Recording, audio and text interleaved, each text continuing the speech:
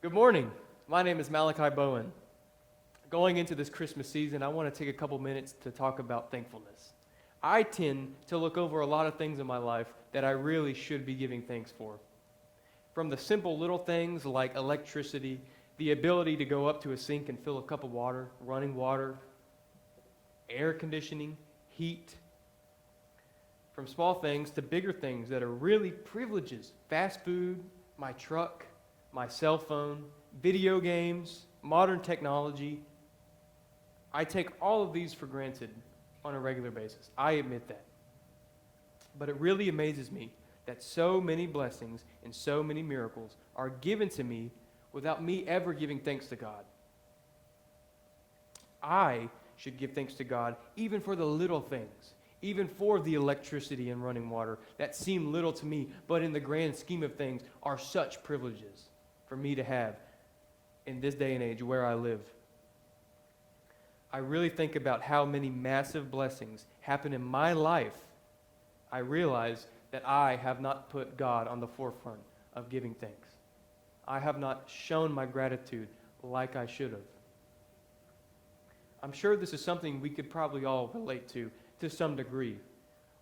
Whether you get a bonus check from work, maybe you win a prize somewhere, maybe you win the lottery, maybe you beat a disease, maybe you get over a sickness, maybe you're driving on the road and you just barely avoid a wreck. We all lose sight of thankfulness in day-to-day lives. And we all tend to overlook the blessings that God has given us. And going into Christmas, what else do we have to be thankful for? This is the greatest thing we could ever ask for. We are celebrating Christ being born into this world. We should be so thankful, and usually we are. In Christmas, a lot is talked about thankfulness. Thankfulness of being with your friends and family during Christmas. The ability to go to a Christmas Eve service at church, a candlelight service. Usually you're thankful for gifts, whether you receive them or give them. But I just want to take a little bit to really get into it and to really give us an understanding and a refreshment of why we should be thankful and why we should make it a forefront to show thankfulness to God for all that He does for us, not just for the Christmas gifts, but for everything, even the little things in our lives. So I want to take a look at Luke chapter 17, verses 11 through 19. And I'll read it right here. Now on his way to Jerusalem, Jesus traveled along the border between Samaria and Galilee. As he was going into a village, 10 men who had leprosy met him. They stood at a distance and called out to him in a loud voice, "Jesus, Master, have pity on us." When he saw them, he said, "Go show yourselves to the priest." And they went, and they were cleansed. One of them, when he saw he was healed, came back praising God in a loud voice. He threw himself at Jesus' feet and thanked him. He was a Samaritan. Jesus asked, "Were not all 10 cleansed? Where are the other 9?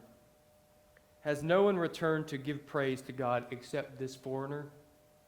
Then he said to him, "Rise and go. Your faith has made you well." So let's look at this story a little bit deeper. First of all, let's understand what state these men were in when they came to Jesus.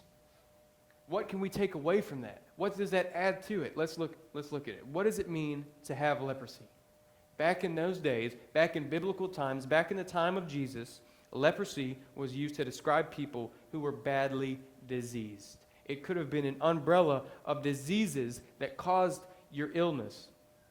Specifically, when the disease affects the skin of a person, which was very common back in those days. When it's a visual illness, when people could look at you and single you out of a crowd and say, "You are unclean."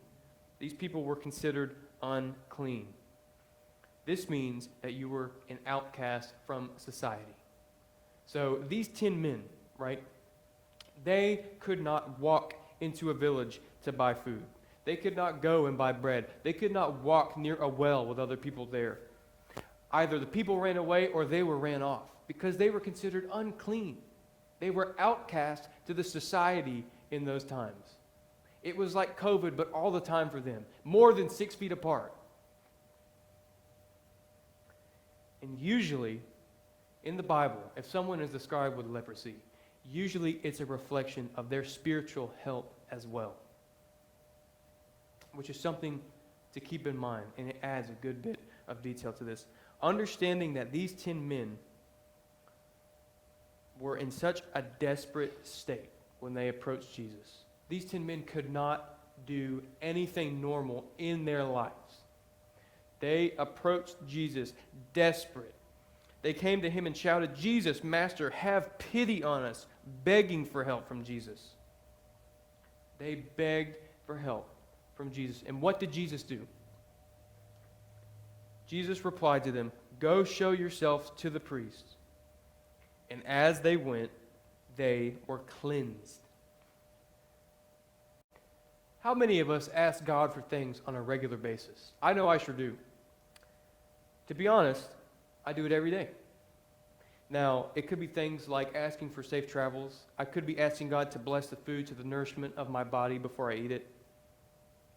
I try not to be selfish when I'm talking with the Lord, but it can definitely happen sometimes. But looking at these 10 men who came up to Jesus begging them to be healed, were they asking for something selfish? Asking to be healed from this leprosy that has handicapped their ability to do anything in a normal way in that time? Have we not asked to be healed from something ourselves?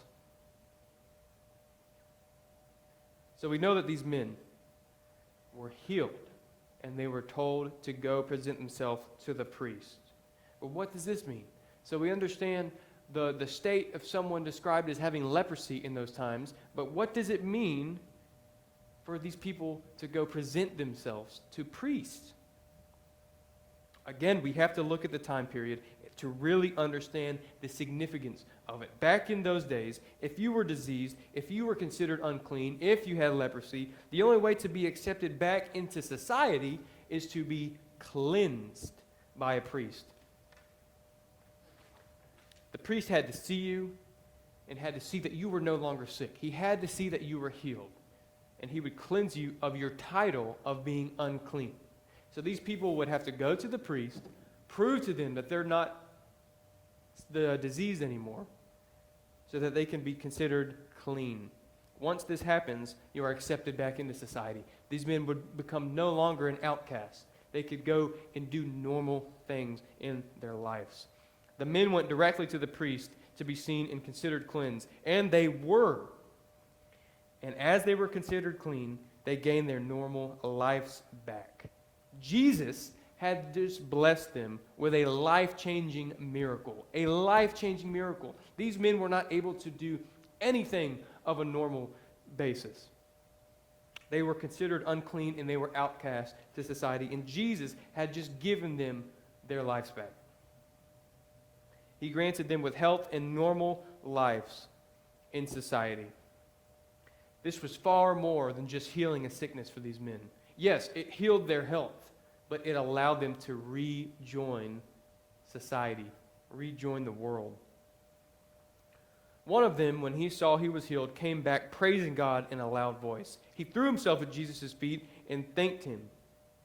And he was a Samaritan. Then Jesus asked, "Were not all 10 cleansed? Where are the other 9? Has no one returned to give praise to God except for this foreigner?" Then he said to him, "Rise and go, your faith has made you well." This one man came back to Jesus, thanking him and praising him for the blessing that he had just received. The gratitude led him back to Jesus, where the other 9 men took their miracle and ran with it. They took their miracle and they went straight into the world. But this one man came back to Jesus, and Jesus said his faith made him well. 10 men had the same encounter with Jesus. All 10 of them came to him. All 10 of them begged him for help, and he healed all 10 of them. But only one got what Jesus really intended. The one man that showed gratitude instead of taking his blessings for granted was made well by his faith and was saved in showing his thankfulness to Jesus. How can we use this one man who returned as an example for us? We can all agree that God blesses us on a day-to-day basis. We all take those blessings for granted sometimes, but if we use the one man who returned, the man that was saved by showing his faith through thankfulness, through gratitude, as an example for us in our faith, we will understand this. Outwardly expressing our thankfulness to God can lead to stronger faith and a stronger relationship with Him. Imagine if we could have entire communities of people who openly thank God. Think about it for a second. Think about an entire community outside of a church building that openly thank God for their meals, for the people they see on the street. In public, you just hear restaurants full of people praying out loud, thanking God for the food that was prepared for them. Thanking God for the people who serve them, teachers, social workers, waitresses, waiters, police officers, anyone. People praising Christ before anything else, not letting anything get in the way of thanking God for what He has done for them. This expression of gratitude is so important. If we outwardly express our gratitude, we could use this to set a Christ-like example for all to see and hear. The strong outward expression of faith could lead so many to Christ. I want to encourage everyone, let's not take after the 9. Let's be like the 1. Going into Christmas this year, yes, let's be thankful for all the gifts we've gotten. Yes, let's be thankful for the family around us. Yes, let's be thankful for the wonderful music, the lights, the Christmas Eve service, the candle lights. But let's take this understanding of gratitude and thankfulness. Let's bring it into this Christmas season and really thank God for all that He's done for us. And let's start a habit. Let's make it a habit to wake up and realize what God has done for us. To not take electricity for granted, to not take running water for granted. Let's make it a habit to understand that God is the one who has given us this, and He is the one that deserves things. And in doing so, in showing Him gratitude, and showing Him thanks, He can reveal things to us that we never thought we would get from it. Just like the 10 men and the one that returned. The one got what Jesus really intended. He was made well by his faith, by showing his faith. So let's proclaim our faith. Thank you.